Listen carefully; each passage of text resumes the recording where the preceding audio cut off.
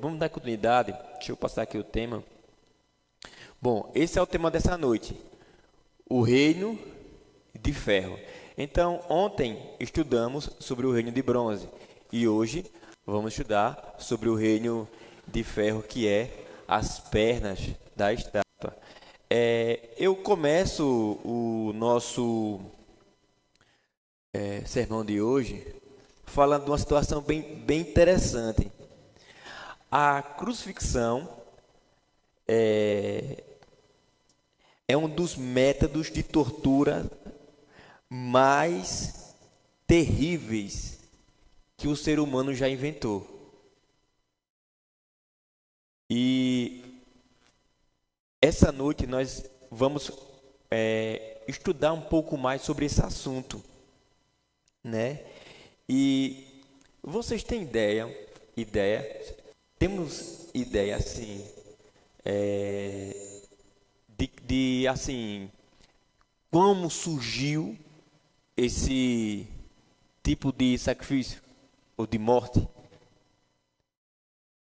Quanto e como surgiu?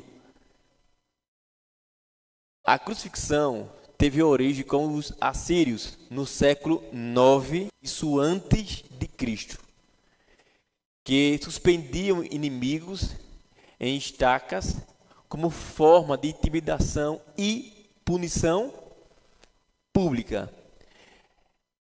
É o popular empalamento. Acho que é isso a palavra certa, né? As pessoas eram empaladas.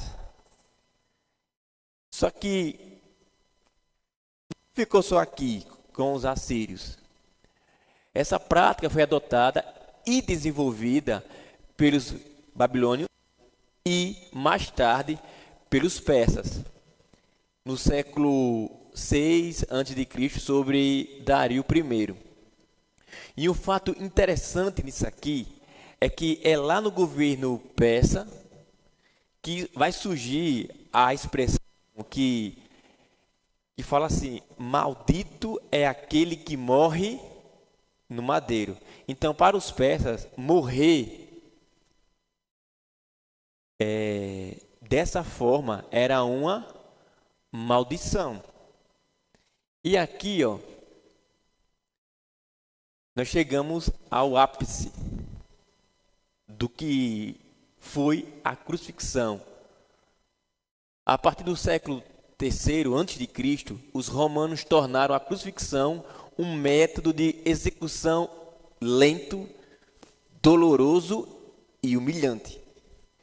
O condenado era açoitado, carregava a viga e era pregado na cruz, morrendo por asfixia ou falência orgânica. As cruzes erguidas em locais públicos serviam para intimidar a população. Uma informação importante aqui é que os romanos eles vão aperfeiçoar a cruz.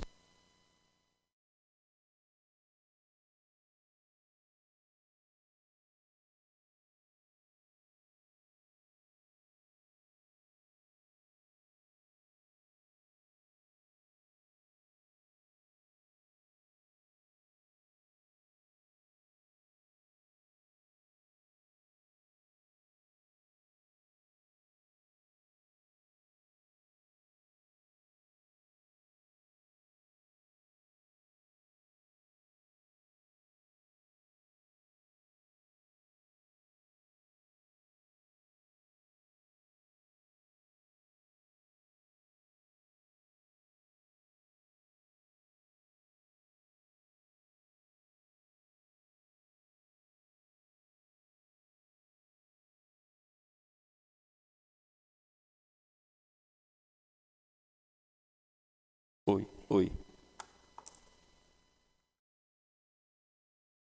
Pronto. Agora vai. Então, voltando aqui, esses imprevistos acontecem.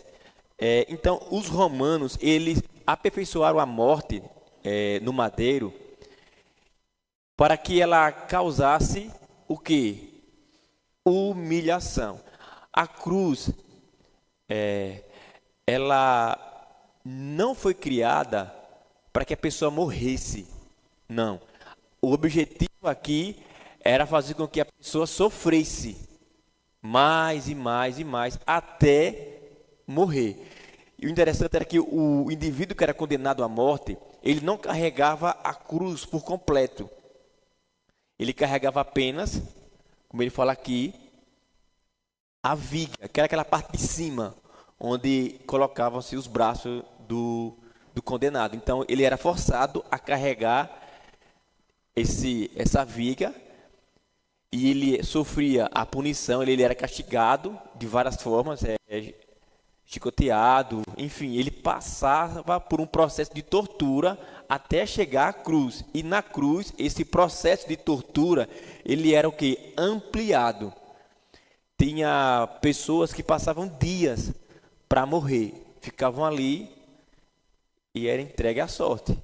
Agora imagina a situação, né? Você passar a noite, frio, então você pegava um vírus, uma doença ali, e você ia morrer de forma lenta e dolorosa. Então esse era a intenção, ou essa foi a forma, foi a intenção que os romanos usaram no passado com a crucifixão. E algo interessante aqui que eu vou mostrar para vocês é isso aqui. Aqui nós temos todos os métodos de morte no madeiro. O primeiro lá, né, que foi o dos assírios, e aí ele vai ganhando uma evolução. Depois crucificava ali, depois a pessoa ia para uma cruz que era em forma de X. Os romanos criaram essas duas últimas, em forma de T, e essa aqui mais conhecida, né, porque você já conhece a história de uma pessoa muito importante que infelizmente perdeu a vida na cruz. E aqui, irmãos, a gente tem o paralelo aqui da origem, né? Começa com os assírios, passa pelos babilônios, chega nos persas, nos gregos, nos cartaginenses e até chegar onde? Nos romanos, onde que a pessoa mais ilustre, né, que passou por esse processo de morte foi o próprio Filho de Deus, o próprio Jesus. Então, essa introdução ela é muito importante porque ele já começa desde o vídeo que vocês assistiram. Não sei se vocês prestaram atenção, mas o vídeo ele já faz parte daquilo que nós iremos estudar essa noite. Então, deu para entender aqui como é que surgiu, como é que foi o desenvolvimento até chegar nos romanos, não deu? Beleza? Então, agora a gente vai dar continuidade ao sermão dessa noite. Como a gente costuma começar, né? O significado do sonho. Então, abra sua Bíblia, a minha já está aberta aqui, em Daniel, no capítulo 2.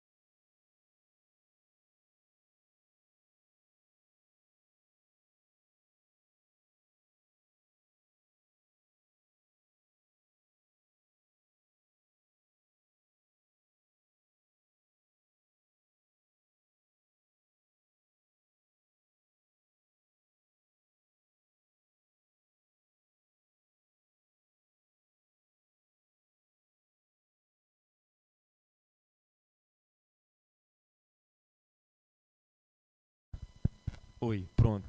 Então, abram aí, né, em Daniel 2, a partir do versículo 40, mas antes vamos fazer a oração, né? Querido Deus, que essa noite, mais uma vez, nós te pedimos que o teu Santo Espírito possa nos usar, possa falar conosco, no momento que a tua palavra está aberta. Queremos te pedir, Senhor, perdão pelos nossos pecados, pelas nossas falhas.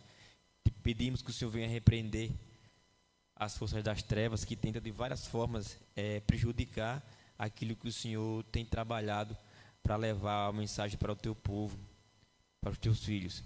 Te pedimos que nesse exato momento o teu Santo Espírito possa estar presente, que ele venha ser o mensageiro dessa noite e que tudo que pode ser feito aqui possa honrar e glorificar o teu santo nome, no doce nome de Jesus. Amém.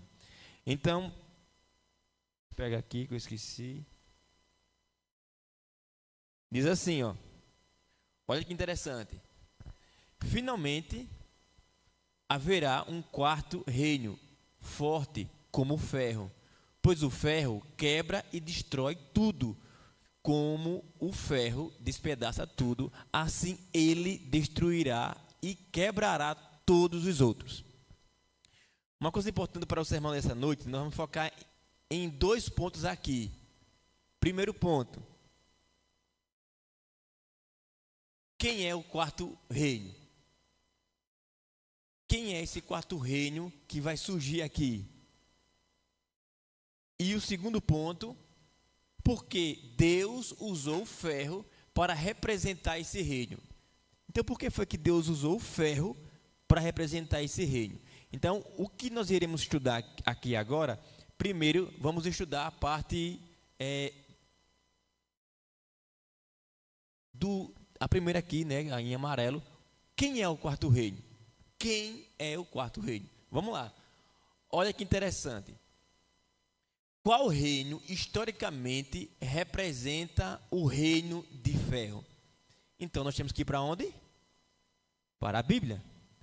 Então abra aí a sua Bíblia em Daniel 7, versículo 7, para que a gente possa dar continuidade.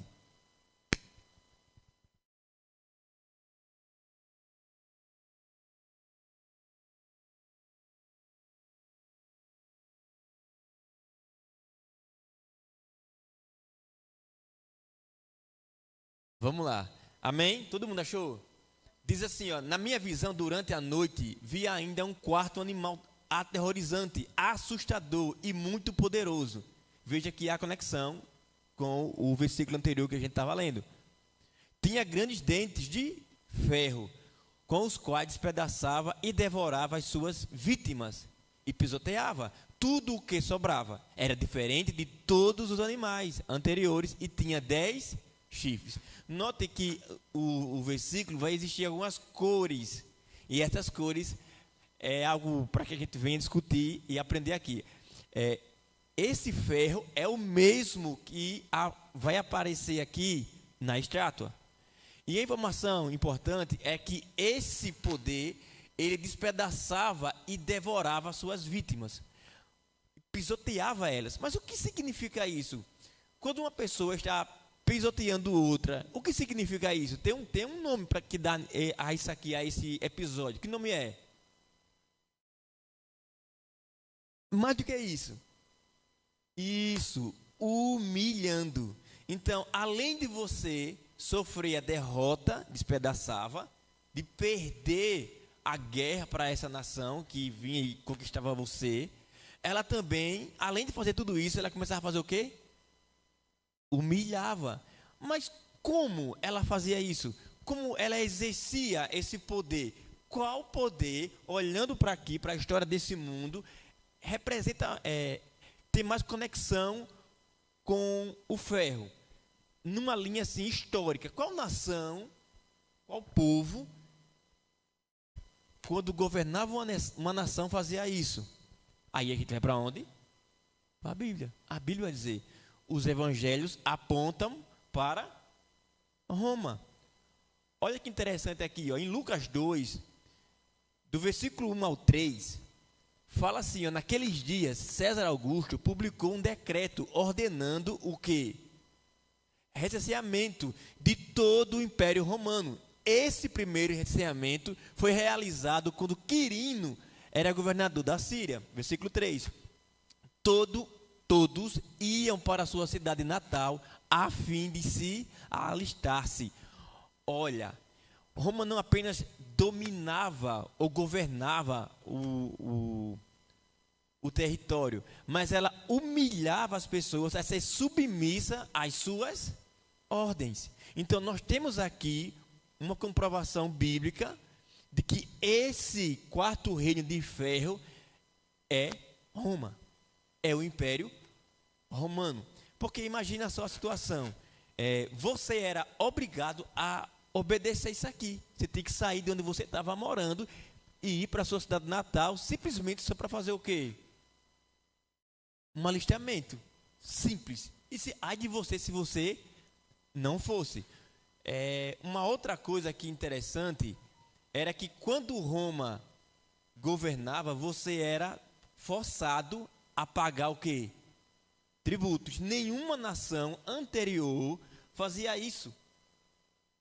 Roma é aquela que, além de governar você, ou melhor, escravizar você, você era forçado a pagar tributo a Roma. E você passava por situações de humilhação. Se eu fosse um soldado romano, eu estivesse caminhando aqui, estivesse levando algum objeto, e eu encontrasse vocês, eu parava, carregue isso para mim.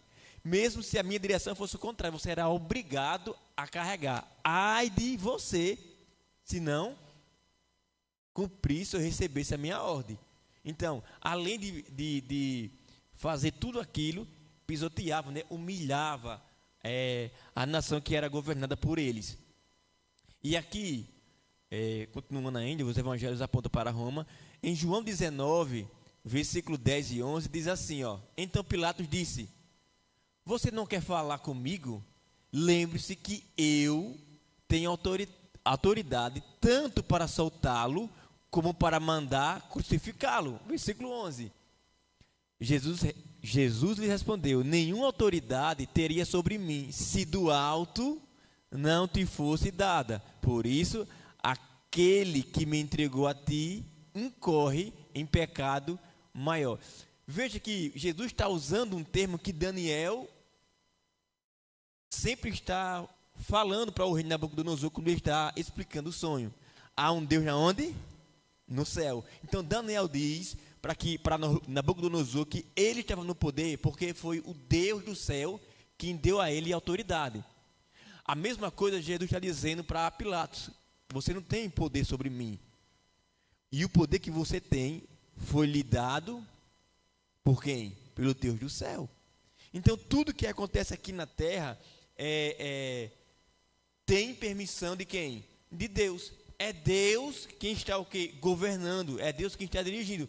E por mais que as coisas aconteçam nessa terra, que às vezes não nos agradam, né? Mas tudo acontece pela permissão de quem?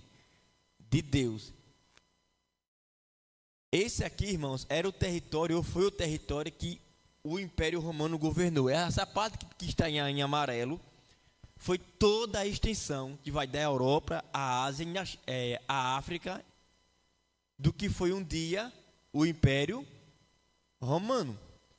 E aqui, ó, nós temos uma informação importante. Quando Roma dominava uma cidade, sabe o que ela fazia? Ela colocava dentro daquela cidade um prefeito. E esse prefeito mandava em tudo. E além disso, Roma fazia com que alguns moradores trabalhassem para eles. Você lembra a história de Zaqueu? Lembra a história de Zaqueu? Por que Zaqueu era odiado pela nação? Então, Zaqueu trabalhava para quem? Para Roma, e Roma explorava, escravizava quem?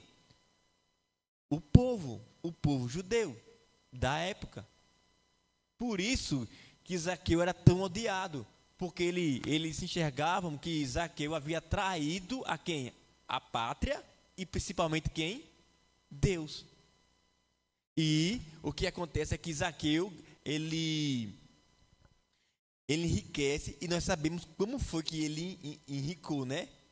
Pegando naquilo que não era dele. Então, esse exemplo que eu estou dando aqui para vocês é que para que vocês possam entender como funcionava o governo romano. Além de lhe conquistar, ele ainda explorava a base de quê? De força. Então, quando a Bíblia diz que o quarto reino era de ferro, esse exemplo de ferro aqui é Deus explicando que ele governaria com os punhos duros. Seria um governo firme, um governo explorador, um governo ameaçador, um governo que impunha força. Então, o ferro aqui representa a força de Roma sobre as nações que não tinham poderio para resistir, suportar. Quem conhece a história sabe que muitos personagens assim tentaram lutar contra Roma, mas todos foram o quê? Derrotados. Por mais que teve um ou outro que sobressaiu um tempo mais, mas caiu. Então todos que se levantavam contra esse império perderam a sua vida, a sua batalha, né? Então, quando a Bíblia diz que ele era o governo de ferro, é por causa da sua força, é por causa do seu poder, é por causa da opressão que ele causava em quem? Nas nações, no povo. Então, foi por isso que Deus usou esse elemento aqui do ferro para dizer que representava o império que surgiria, que no caso foi quem? Foi Roma. Ai de você, ai de mim, se a gente vivesse lá atrás e quisesse enfrentar o Império Romano. Não tinha condições. Você seria o quê? Triturado, você seria morto. Mas, partindo daqui desse pressuposto,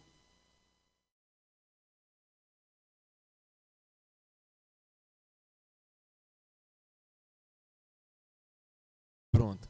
Abram aí rapidinho acho que está aberto, né? Não está aberto em João 19. João 19, agora o versículo 16 ao versículo 18, que diz assim: Então Pilatos entregou Jesus aos soldados para ser crucificados. E eles o levaram. Jesus saiu carregando ele mesmo a cruz, isso é,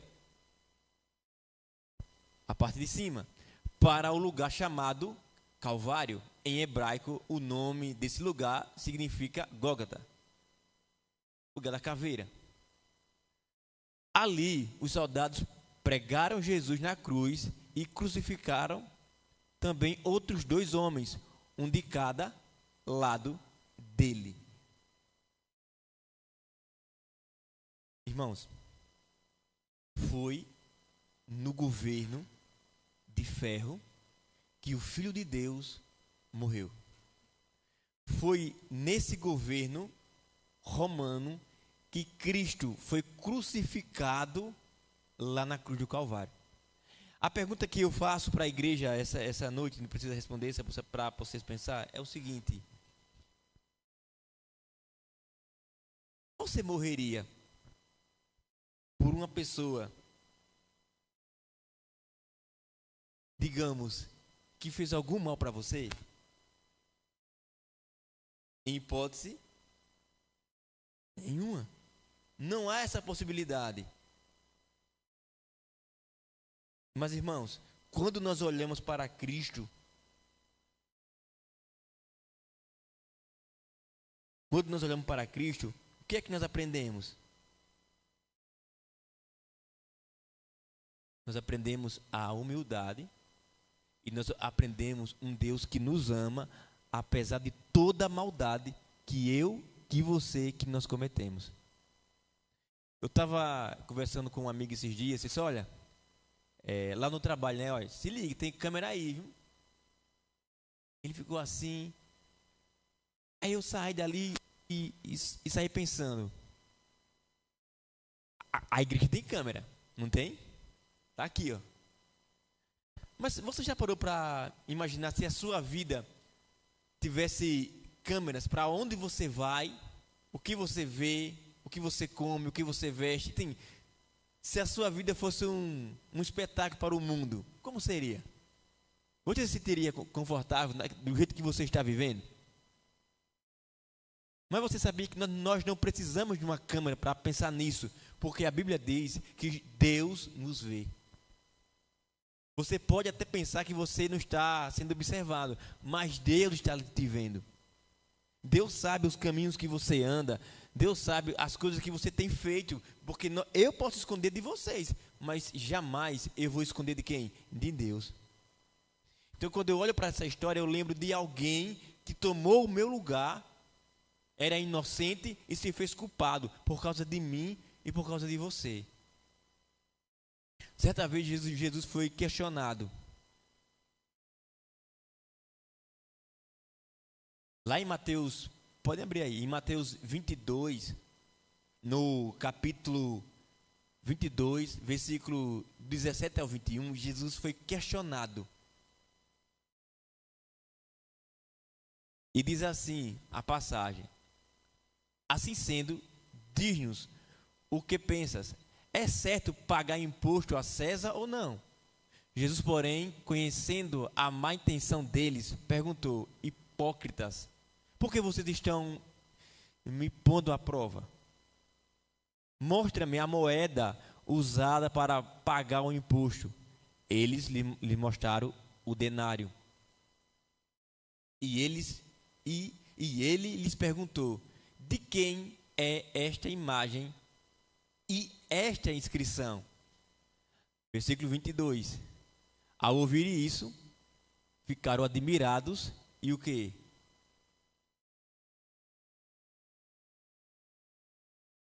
Deixa eu ler aqui.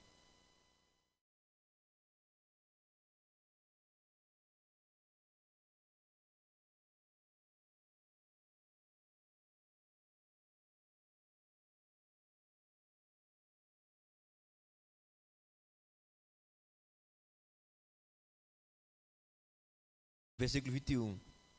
Respondeu-lhe: de César? Respondeu-lhe: de César. E eles lhe dizem: devolvei, portanto, o que é de César a César, e o que é de Deus a Deus. Vamos parar aqui. Quando eu estava tendo essa aula, todo mundo que estava na sala questionou, né? E disse: e porque muitos só usam essa passagem para falar de dízimo e de oferta. Mas não é isso que o texto está querendo dizer. Não é isso.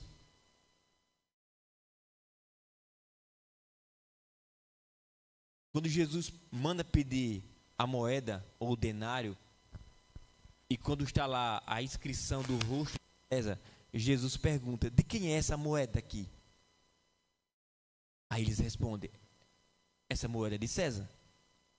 Jesus pega a moeda e joga para eles e fala assim: olha, então vocês deem a César o que é de César. Se tivesse um espelho aqui, eu ia perguntar a você: quem você enxerga no espelho? Quem você enxerga no espelho quando você está olhando? Você enxerga você mesmo, não é isso? E quem você foi feito à imagem e à semelhança? De Deus. Quando Jesus leva essa mensagem para esses fariseus tinham se corrompido. Eles tinham se inclinado ao governo de César. Quando Jesus estava falando para eles dar a César aquilo que é de César e dar aquilo que é de Deus, é uma mensagem profunda e direta. E essa mensagem que Jesus está dizendo para eles, essa mesma mensagem serve para mim e para vocês essa noite. O que nos governa? O que governa a minha mente? O que governa os meus pensamentos? O que governa o meu coração? O que tem me governado? A imagem de César ou a imagem de Deus?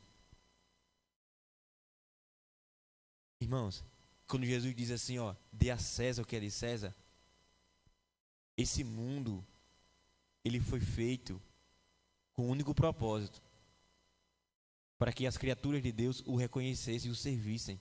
Naquele momento, os fariseus estavam deixando de lado a presença de Deus para se aliar ao poder romano. Quem foi que eles procuraram para entregar Jesus? Quem foi que os fariseus procuraram para entregar Jesus? Não foi Pilatos? Não foi Pilatos? E Pilatos era da onde? De Roma. Eles estavam juntos. Irmãos, dar a Deus o que é de Deus não é simplesmente você pegar o seu dízimo e a sua oferta e colocar ali, não. Dar a Deus o que é de Deus é a sua vida, porque você foi feito à imagem e à semelhança do Criador. Jesus está nos chamando a sermos honestos. Jesus está chamando a deixarmos de ser mentirosos. Jesus está nos chamando para que nós possamos honrar os nossos pais, honrar os nossos relacionamentos. Jesus está nos chamando para que nós venhamos a não cobiçar aquilo que não nos pertence. Então, ser a imagem de Deus e a semelhança de Deus é simplesmente seguir o caráter de Deus que foi escrito pelo próprio Deus e foi entregue nas mãos de Moisés. E aqui, ó.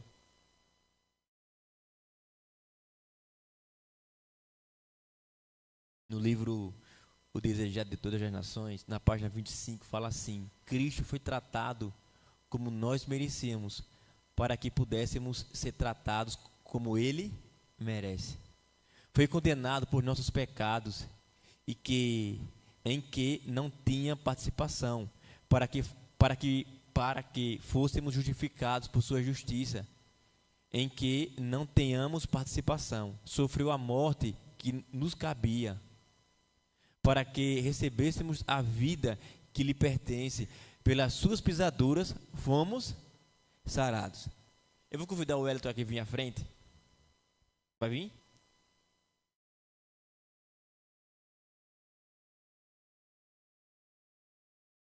Nós temos algo importante para apresentar para vocês.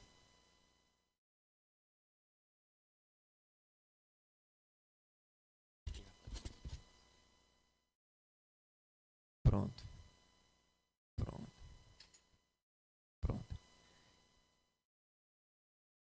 Esse aqui foi guardado a 7 chaves.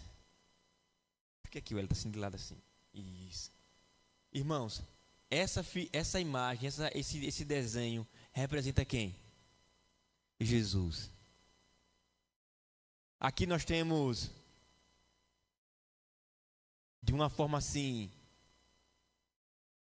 mais objetiva, ou mais clara, através da arqueologia, como estava Jesus na cruz. Vocês perceberam a diferença das imagens que é apresentada de como Jesus estava na cruz e essa está um pouco diferente? Qual é a diferença das demais para essa aqui? Os pés. Isso. Os pés, eles eram pregados assim, ó, de cada lado, separado na cruz, como vocês veem aqui o desenho mostrando.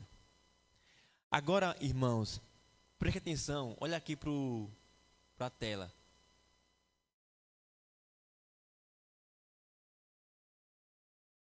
Eu vou ler, e quando vocês estiverem ouvindo eu lendo, eu quero que vocês olhem para essa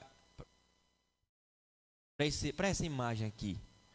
Olha o que o texto diz: na cruz, como sacrifício perfeito, Jesus verteu sangue de 4 partes de seu corpo,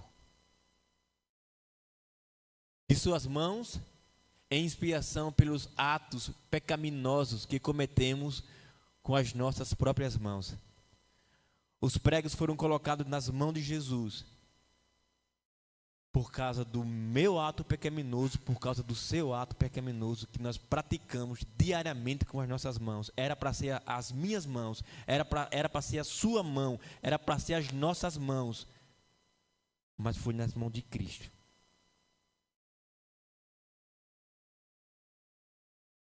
De seus pés, em perdão pelos caminhos tortuosos por onde temos andado.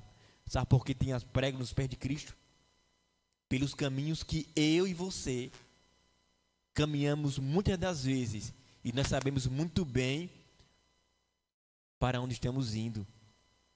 Caminhos que não são dignos de um filho de Deus. Caminhos que não são corretos de um filho de Deus. Era para ser os meus pés era para ser os seus pés,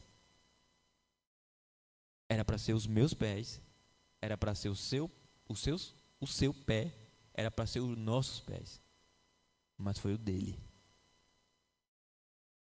Olha para aqui de novo. Na sua fronte, coroa de espinhos, expiação pelos pensamentos ímpios que habitam em nossa mente. Você perceberam que o Rodrigo Silva estava explicando? Existem 3 tipos de espinheiros lá em Jerusalém. 3. Mas somente um é flexível, que daria para dar voltas. Então, quando foi colocado uma coroa de espinhos na cabeça de Jesus, não era uma fitinha, como muitas das vezes é colocado nas representações, mas talvez um capacete que foi colocado na sua cabeça. A pergunta que eu faço para você essa noite é a seguinte: tu consegue dormir quando você está com dor? Quando você consegue? Não dá vontade de comer, não dá vontade de caminhar, só dá vontade de ficar o quê? Deitado. Mas a coroa de espinhos aqui, ó, estava na cabeça de Jesus, porque a ideia de Satanás era fazer com que Jesus não pensasse em nada, concentrasse sua mente exclusivamente na onde? Na dor. E essa coroa de espinhos foi colocada em sua cabeça por causa dos nossos pensamentos ímpios, pecaminosos. E muitas das vezes eu, você, nós cometemos diariamente. E por fim, e finalmente, de seu lado, quando uma lança romana o feriu, seu coração foi rasgado, e dele jorrou sangue e água, em expiação pelos nossos falsos amores que nutrimos em nosso íntimo. Irmãos, essa era uma posição muito complicada em que Jesus ficava na cruz. Todo crucificado ficava nessa posição. Aqui era colocado um tipo banquinho e ele ficava lá. E para ele respirar, ele fazia um sacrifício enorme, porque os pregos que estavam em suas mãos, em seus pés, doíam, porque estava no nervo. Imagina que quando você coloca a mão no espinho, qual é a sensação que você tem quando você coloca a mão no espinho? É como se fosse um choque, né? Tipo um choque térmico. Agora imagine essa coroa perfurando a sua cabeça de várias formas, prensando assim, ó. A dor era absurda, e para que Jesus pudesse respirar, ele tem que fazer um esforço absurdo, sair do banquinho e em cima respira e volta. E tudo isso, irmãos, ele fez para pagar o preço do meu e dos seus pecados. E aqui, ó, agora você entende quando Isaías diz: e o castigo que nos traz a paz estava sobre ele, e pelas suas feridas fomos sarados. Irmãos, é difícil vir para aqui, é difícil viver essa vida que Jesus tanto almeja para você e para mim. É difícil renunciar o nosso eu para viver o assim diz o Senhor. Se você acha difícil, imagina para ele, que foi colocado na pior das posições, no pior dos lugares. Agora você entende que ele se fez maldito por causa do meu pecado, ele se fez maldito por causa do seu pecado. E como nós vamos agradecer? Como nós temos agradecido a Deus? Desonrando o nome dele, fazendo Jesus passar por tudo isso novamente, porque todas as vezes quando erramos, é como se Cristo voltasse para a cruz de novo e sofresse todo o escárnio. Que essa noite, que durante essa semana de oração, nós venhamos acordar e valorizar quem tanto nos ama. Porque você, nós queremos que as pessoas que a gente ama nos valorizem. Mas o principal a gente tem deixado de lado, que é o Senhor Jesus.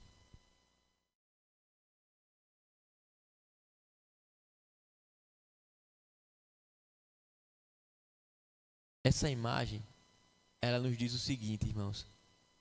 Um dia, o Filho de Deus desceu a esse mundo, saiu do trono para vir para a cruz. Mas ao terceiro dia, isso na cultura do judeu, primeiro dia foi a sexta. Eles contam assim. O segundo dia foi o sábado. E no terceiro dia, Jesus estava morto. Mas na madrugada, ele ressuscitou. E ele voltou para o trono. E sabe qual é o desejo dele hoje? É que a gente não ignore o que ele fez, porque ele tem algo especial lá no trono. Que Deus nos abençoe. Vamos louvar? Alguém tirou uma foto do Elton aqui? Yasmin? Tira aqui. Tira aqui.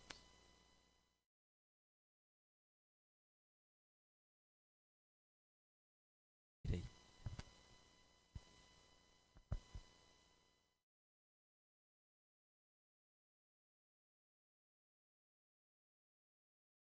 Beleza?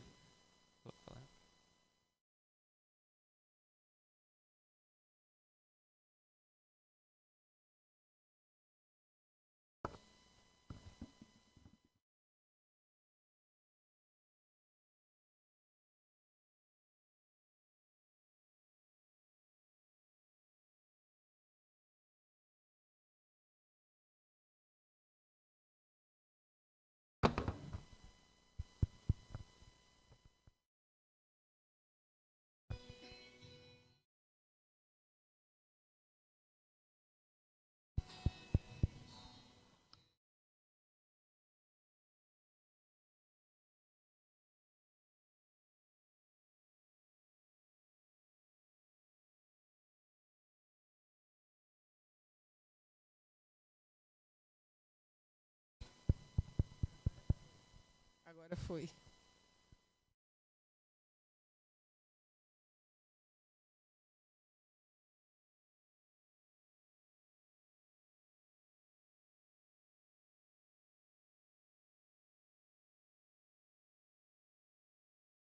Foi difícil caminhar por onde andei.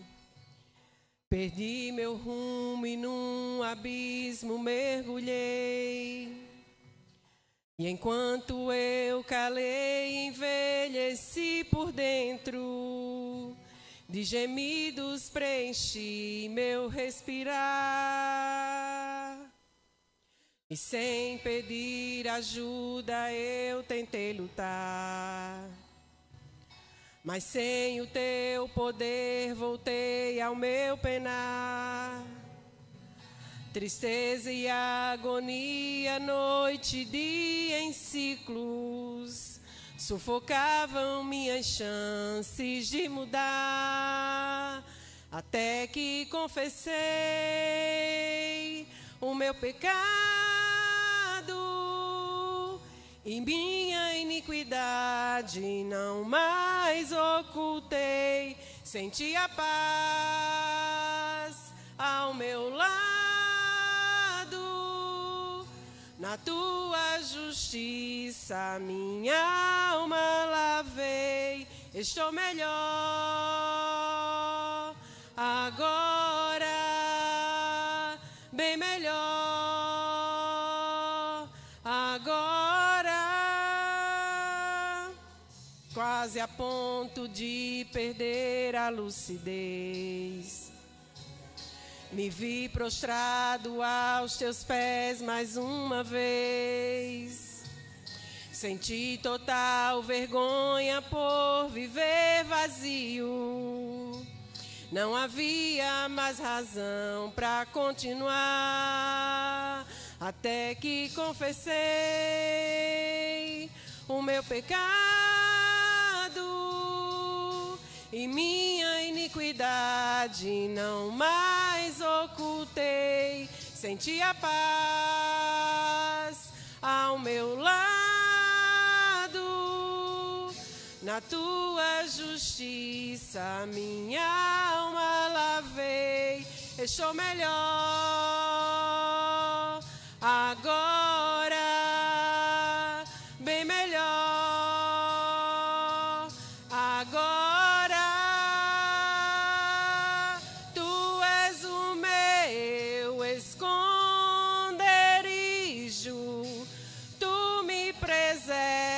estás na tribulação.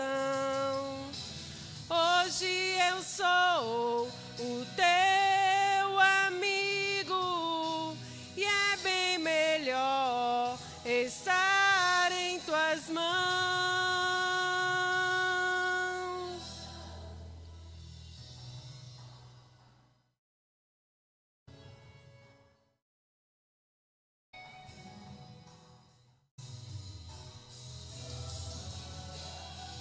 E a paz ao meu lado, na tua justiça minha alma lavei. Estou melhor agora, bem melhor agora.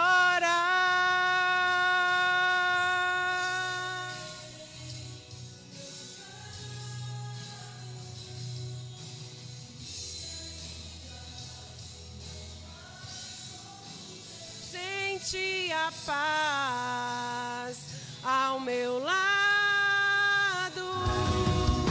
na tua justiça minha alma lavei. Estou melhor agora, bem melhor agora.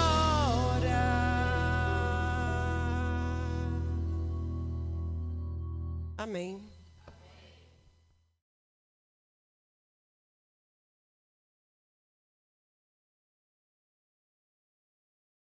Bom, vamos finalizar. Vou pedir para o Anso colocar a imagem de novo aqui na tela.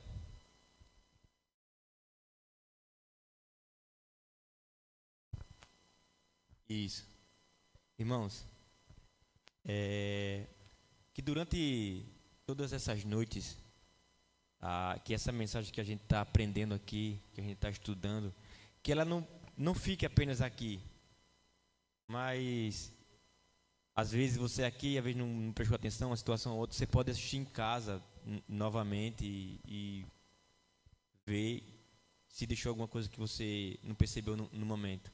Porque o que Jesus fez por nós é algo assim extraordinário. Para fazer isso, tem que ser por amor. Jesus mostrou o seu amor quando ele veio para esse mundo e ele deixou de lado o seu trono, a sua coroa, as suas vestes de rei, para que pudesse estar na cruz. E olha que interessante, vocês perceberam que nessa imagem que o Hélio estava segurando aqui, ele estava com a coberta, né? Mas na verdade ele não estava com aquela coberta. É só por questão de respeito e trazer assim. Ele estava nu. Veja que o Rei da Glória, o Alfa e o Ômega, o princípio e o fim, se colocou na pior de todas as condições. Se fez maldito por causa de mim, por causa de você. Que essa noite a gente valorize mais o que Jesus fez por nós. Amém? Senhor Deus, obrigado porque mesmo conhecendo os nossos pensamentos, mesmo conhecendo os pecados que as nossas mãos, que os nossos pés, que o nosso coração pratica, o Senhor decidiu nos salvar e pagar o preço com a sua própria vida, Pai. Obrigado por esse amor inexplicável, por essa graça maravilhosa que é nos oferecida, mas foi a preço de sangue. Queremos te pedir perdão pelas nossas falhas. Queremos te pedir perdão, Senhor Deus, porque muitas das vezes não valorizamos quem de fato deveremos valorizar, que é o teu Filho amado e sua obra perfeita de salvação. Nos leve em paz para os nossos lares e que amanhã, Senhor, nos traga aqui para que possamos aprender um pouco mais sobre a tua palavra, no doce nome de Jesus.